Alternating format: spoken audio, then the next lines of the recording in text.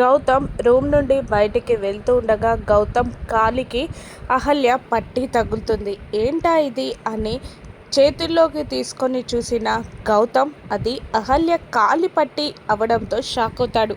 అహల్య పట్టి ఇక్కడుందంటే అహల్య ఇంటికొచ్చిందా అని అహల్య అహల్య అని అనుకుంటూ పరుగు పరుగున హాల్లోకి వస్తాడు. అందరూ హాల్లోనే ఉంటారు. అదిది బాబుని ఎత్తుకొని ఆడిస్తూ ఉంటుంది. అహల్య అహల్య అని పిచ్చివాడిలా అరుస్తూ ఇల్లంతా వెతుకుతున్న గౌతమ్ని అర్జున్ ప్రసాద్ గౌతమ్ అని గట్టిగా అరుస్తాడు.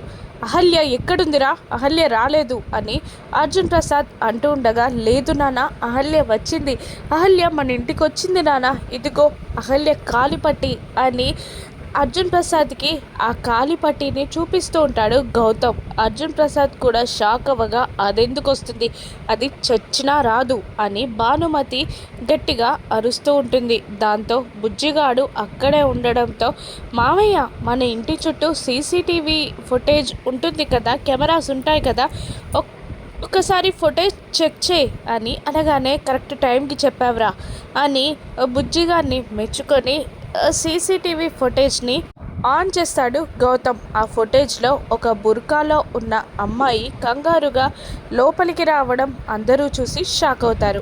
ఆయేషే అహల్య అని గౌతమ్ కనిపెట్టగలడా? ఇంట్లో వాళ్ళందరికీ ఆయేష అహల్య ఒక్కరే అని తెలిసిపోతుందా?